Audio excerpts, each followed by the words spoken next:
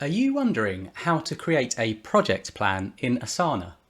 Well, if that's the case, then you've come to the right place, because today I'm going to be walking you through exactly what you need to do, and I'm going to be showing you and sharing with you an example high-level project plan that will be applicable for most projects. So I would just like to start with that caveat. So depending on the type of project that you're working on, maybe even your organization and industry, the tasks that you need to set up will obviously differ, but this will provide you with a base template and something to work from. So do bear that in mind. So anyway, let's get on to it. So what we're going to do first, and I'm going to set up a new project to show you how this works. You might also have an existing project in Asana. So you could kind of leverage the functionality I'm walking through in a moment. But let's assume you're starting a new project from scratch. So I've gone to the home interface, obviously logged into my account here, and we're going to create a new project. So I'm going to click this button here, and you have the option to import a spreadsheet, which you may have set up already. And you could also use a template, but I'm going to do this from scratch because I'd like to show you this kind of template that kind of works best, as I say, for most projects. And it also shows you how to kind of build this out from scratch should you need to. So I'm going to call this YouTube tutorial, if I can spell that is. And I've obviously forgot the capital T in YouTube. So YouTube tutorial, creating a project plan. That's obviously the name of what you'd put in here will relate to your specific project. It could be the type of implementation. It could be what you are looking to achieve. From here, you essentially set up your privacy. So I want to make it public to my workspace. You could set this to private to project members as well. It depends on your account and who you want to see it. Now, these are the different views that Asana offers us. So list view, which is what we're going to be walking through in a moment. We also have the board view. So that's great for project management methodologies such as Kanban. We've got a timeline view. So imagine that as a kind of Gantt, and we have a calendar view as well. So I'm going to start with list. I find that the easiest way to populate the project plan, but you can, one of the benefits of Asana is you can view these once it's been created. So my recommendation is to start with list, and then we can even look at these particular views afterward. But I do find it a little bit more complex and a little bit more difficult to set up from the outset. So I'd recommend list. So we're going to continue. And what do you want to do first? Well, we don't want any workflows too complex at this stage. It will be useful in due course, particularly if you want to notify stakeholders of when certain tasks need to begin, etc. But not at this stage. Share with teammates, obviously, for some collaboration. We're not ready just yet. So we just want to start by adding tasks. Now we're going to go to the project that's been created. And as you'll remember, I created from scratch. So we've got a completely blank canvas here. So what we're going to essentially do is we're going to build this out. So what I would actually recommend doing is setting up the different phases of the project. So I'm going to do that first, and I'm going to add them as sections. So this is a really, really good way to differentiate the different perhaps milestones on the project. But the ones I'm going to be suggesting to you are going to be kind of general project methodology. Of course, this may, you might want these to be a little bit different depending on the methodology you're following. But I just want to give you the concept here. So we're going to start with the kind of main key phases, and the wording you use here again might differ. So we're going to go for project conception and initiation. And apologies in advance if I get some spelling wrong. I'm obviously doing this in real time, so I'm going to be trying to. I'm going to be using the spelling autocorrect and other things as well if I spell it wrong. So just bear with me. Hopefully this is possible. So that's the first section. We're also going to have some project definition and planning.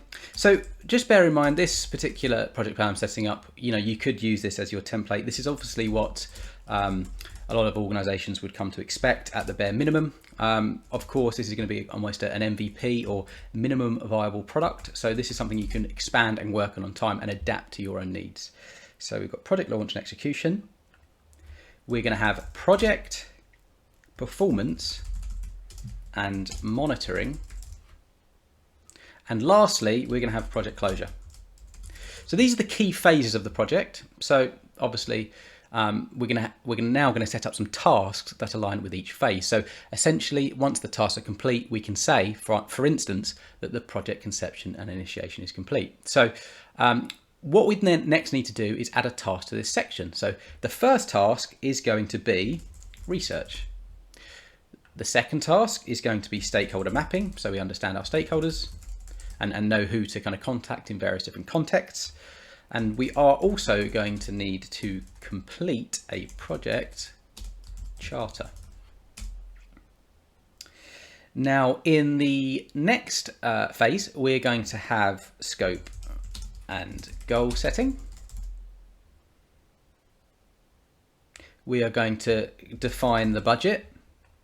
We are going to ensure that there is a communication plan in process as well. Now, in the launch and execution, we need to do some project status and tracking. We are going to need to, identify and report on specific KPIs that perhaps senior management expect. And we're going to provide some project updates. So, these could be to clients or different individuals as the project is ongoing. Obviously, there's going to be a lot of stakeholders wanting to know what is happening on our project. Now, for the KPIs, we are going to want to actually add some subtasks. Now, in order to do this in Asana, if I left click here on my mouse, it brings up this view here. Now, we want to add a couple of subtasks. Now, these are going to be monitoring. So we want to monitor our KPIs, and we also want to run some forecasts as well. So I've set these up, and as you'll see here, we have kind of two subtasks, and you'll kind of see that icon here, which suggests that there are subtasks inside. Now, bear in mind with Asana, you don't need to save anywhere. If I click off this, this is going to be added automatically. You'd actually have to go in and delete these if you didn't want them anymore. So there's no save button every time you do anything. It's all in real time, and one of the benefits of Asana. Our next section, project performance and monitoring, we are going to have project objectives. So as you can see, this is very, very high level. It's not specific to any particular project. And really, a lot of these will just kind of align with most projects. That's the purpose. It's high level, that, you're likely to have to, complete these particular tasks on any kind of project really to, at a bare minimum. And lastly, we're going to have a project closure, and I'm actually just going to put a conduct project closure review in here. It's always good practice, maybe even document lessons learned as well, something like that. Now, you've noticed as well, I've capitalized each kind of other word. I quite like that. You might not want to do that. You might want to do this and kind of all underline. It depends how you like to view it. For some reason, it's some weird thing I like. So yeah, just bear that in mind as well. So that's going to be the basis of our, I'm going to get rid of this. There we go.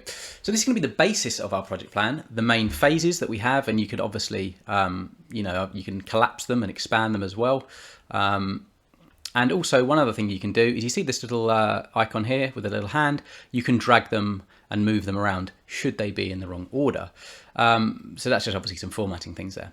Now, we've got our main task set up. Now what I'm going to do is I'm going to set up some of the key columns. So what I did there, you see this kind of, when you hover over this, you'll see those two kind of arrows. And if you left click and drag, it kind of moves it. It's basically reducing the size of the column, and it's obviously bringing up what's kind of viewable and visible on the right hand side. So assignees, this would be where we start to add individuals to work on the particular task. So it could be that an individual or even a team is responsible for the research, and a different team is responsible for stakeholder mapping. So this is the column that you need to do that. Obviously, this was created by default. If you don't have it, you could always create it. And to do that, you simply click Add Field, and then you'd want to select the people option. And when doing so, this would be the field title. So this would be assignee, assigned to, that kind of thing. And then make sure the people option is selected. Obviously, you selected it before. You can add a description to give some overview of the kind of information you want to collect and store in this column, or what's kind of being contained here. And then you've got some options as well at the bottom, and then you'd simply create it. But we've got it in place already. From here, you'd start to left click, and you could type in individuals, and you could also start to assign tasks, which is obviously going to be very, very important as you go on. The next, we've got a due date here. I'm actually going to change that. Oh, I clicked that by mistake. I don't want to sort that. What I did there, I left clicked there, and what it did is it tried to sort on the dates. So soonest to latest, or latest to earliest. We don't want to do that at this stage. What I actually want to do is I'm going to click this. I'm actually going to delete this off, actually. Okay, I can't. That's not a problem. What I'm going to do then is I'm going to try and change it. So no, it doesn't like that. Essentially what I'm trying to do is I'm trying to add some dates. So I want to for the interest of this project plan, I like to have a start and an end date. So that's a due date. So let's assume that's an end date actually. And what this can be is a start date. So I'd like to track the start date of a task and the end date of a task. And that way we can start to get an overview of how long the project takes. So let's do start date and make sure it's field date type. And we're going to put that here. So we could change this to, it doesn't want me to, does it really? For some reason, it's not allowing me to change it, but imagine due date as end date. So we've got a start date and an end date. And if you want to be really pedantic to make sure it's aligned, you could do something like that. So we've got our start date and our end date. So this is when the task starts. This is when the task ends. Then you could set something up like a duration column. So then you could kind of track the start and end date for each task. And you could do that. You can do that via,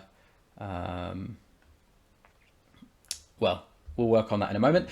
What we're going to then do here is add comments. So I'm going to open another field and I'm going to put in text. And this is a very, very useful field to add to your project plan, because this way, let's expand this out. Anyone, particularly the project manager, maybe yourself, can add additional information to this particular task. So you could even put in things here like research was conducted by looking at aspect A, aspect B, aspect C. So it just gives that ability to add important information to your project plan and to kind of expand it out. So that's the comments field. Now, one other option I'm going to add is a single select, and I'm going to put status. Now you'll see here we've got a green and a red. I'm going to have option 1 as complete. I'm going to have option 2 as on hold. We're going to have, no, actually I'm going to change it. I'm going to do blue as complete, and I'm going to do green as in progress. Obviously this color scheme works for me. You might want to use other color schemes. Click add option. So we're going to have in progress, on hold, complete, and we'll do another one, which will be, we'll put it as, just looking at this color scheme here, gray. We're going to put not started, and I'm actually just going to realign these. I want not started to be first, of course, in progress second, on hold, and then complete. So if I create the field, I'm actually going to move this across, so left click and drag before the comments. And now for each of the different tasks, we can set this kind of status, and by default, we'll have them all as not started. And then as we go through the project, we can change this to kind of complete.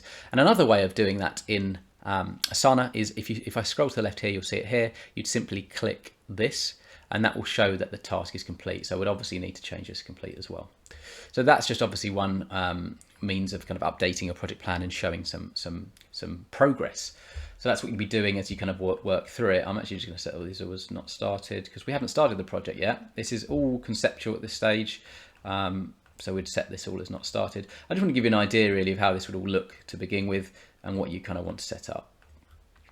So that is the status column. So we're nearly there really. The only other things I want to show you is the other kind of aspects up here. So the status we can put as, we've obviously got complete, and that'd be the entire project. So you do that right at the end. On track would be you're running to schedule. So, you're within your timelines. At risk, maybe there's some external risks, some internal risks, or other risks that are impacting the schedule or the budget. But yeah, that's where you'd kind of set that. Off track, you're not going to your initial expectations, and then on hold, maybe there's something that's stopping the progress of your project. So I'm actually going to put on track for now. And here we can create a status update. So it's obviously looking at the date here, and you can put in some summary, things like what you've accomplished, what's blocked, next steps as well. And then what you'd simply do is post, and then you can even set a reminder to update yourself every Friday. So this is really, really useful in terms of providing updates as well. But I'm actually not going to do that at this precise moment. I actually want to come off of this. But that's one thing you can do, and that's a really good means of working with a project plan in Asana. You can obviously do other things here. You can select incomplete tasks or completed tasks. So if I was to set this as complete, then if I selected completed tasks, it would only show those completed tasks. If I selected this, everything's incomplete at the moment, so it's going to show everything. So I'm going to click on this, and I just want all tasks to show at this particular stage. You can also run some filtering. You can also do some sorting as well, depending on how you want this to display. So you might want to show, for instance, all the tasks that are starting soonest, or maybe even at the end, depending on what you need to see. You also have the ability to customize, and there are some other options here, such as searching for the project. That being said, we've created the list view. I just want to show you what this now looks in a board view. So this is what I mean at the start. Creating the list, in my opinion, is the easiest way, because it kind of replicates itself across the different options. And you can see here, this is all kind of set up. So this is your obviously Kanban view or alternate view. So this has all been set up. If you set this up, you could set this up at the start. I just like obviously the list and it flows through. And again, you've got the timeline, which would essentially be your Gantt view. And it's showing here that it's creating it. I don't think it's going to be able to do it because we haven't entered any dates. So yeah, as you see here, nothing's showing. Once we start adding dates, however, so if I put a start date in here of 24 and an end of, so this is basically a 3-day duration, then our timeline should start to update. Exactly. And then once you start putting in all the dates, then you can start connecting different tasks. Or if I expand this out, yeah, there you go. It's not really, because I've not entered enough dates really. I'm being a bit optimistic. Let's just put in some dummy dates. You can start doing, oh, that shouldn't be that. Let's make sure they're all kind of, I think that's right. Then your timeline will start to populate exactly, and then you can start to set up some dependencies in between the tasks. So for instance, I've got to grab that and connect it. So basically what this is saying here is research cannot start until stakeholder mapping is complete. Obviously this is around the wrong way based on what I did here, but you'll see there that that's gone to waiting on one task because there's a dependency. So I actually want to remove that dependency because I don't think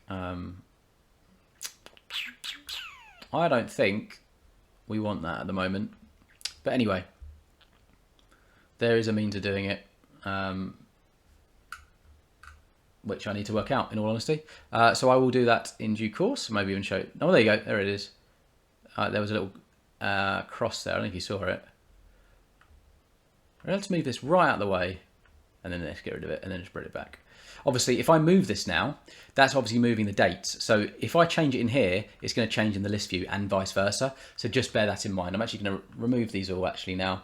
We've seen how it works. But yeah, what I'm trying to say is these all interlink and you can use them to do different things, and it's very, very useful.